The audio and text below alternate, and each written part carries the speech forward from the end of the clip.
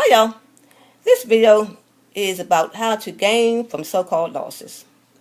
In actuality, we don't have to consider such instances as losses, but rather opportunities to learn, to evolve, and to be better placed to recognize that embracing and latching on to material things is not in our best interest. Yes, having them is fine and dandy, but sometimes we grow too fond of our material things. And universal rhythm then comes in and reminds us that oftentimes it's not that deep. And also, I want to interject here that some of you all have had your belongings stolen. Well, let the record show those who steal shall be stolen from. So don't fret about it and don't be unduly angry so that it affects how you go on with your raised vibrations, people. About a year or so ago, I was out and I had $1. And of course, this isn't a big denomination, but it's just an example I wanted to share. And for whatever the reason is, the dollar went gone. It went missing, y'all. So I came to a place in my mentality that I was like, okay, when I had the dollar, it was mine. When I didn't have it, it wasn't mine anymore. It was mine for as long as it needed to be mine. And so I considered that someone got a dollar blessing.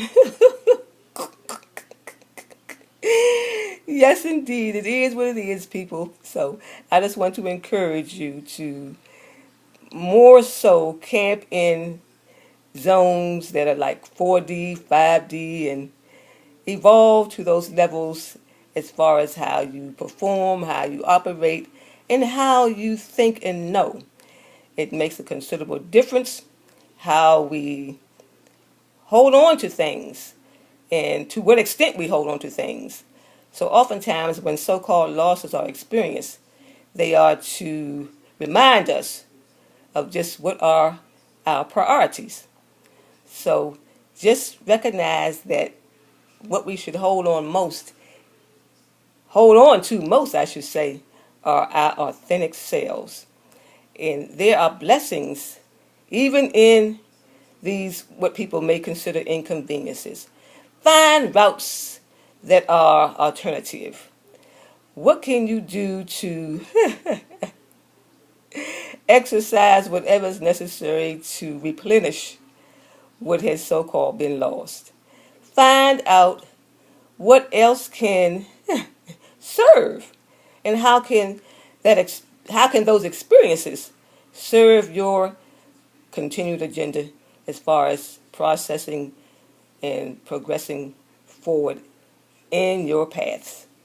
So use more mentalism, people. There's nothing more important than our mental capacities and how we choose to feed them, nurture them, and have them to help us to accomplish our most important and meaningful goals. And those goals that are most important, that are high priority, are not found in the material realm. So we're not human, people. We're supernatural. We are magicians. We can create as magicians better things for ourselves. And by those things, I mean things that are priceless, like peace and joy and abundance in spirit, being rich inside. You'd be surprised how much can happen when we choose wealth inside. Yes, indeed. I purchased a gift recently for someone, and it was a certain amount of money. And do you know that 2 days later, I know it wasn't 2 days later, I was gifted with something that was of more value. So giving and receiving is so essential in our lives. Excess giving and excess receiving is not balanced, but it's important that we not be selfish and that we make sure that no matter how little we deem that we have, we can always give something. If it's a service, you can give a service. Do something for your elderly neighbors. So life is about exchanges, and exchanges include giving and receiving. And I am not fulfilled unless I'm doing both, and I hope that I keep it in balance the best I know how.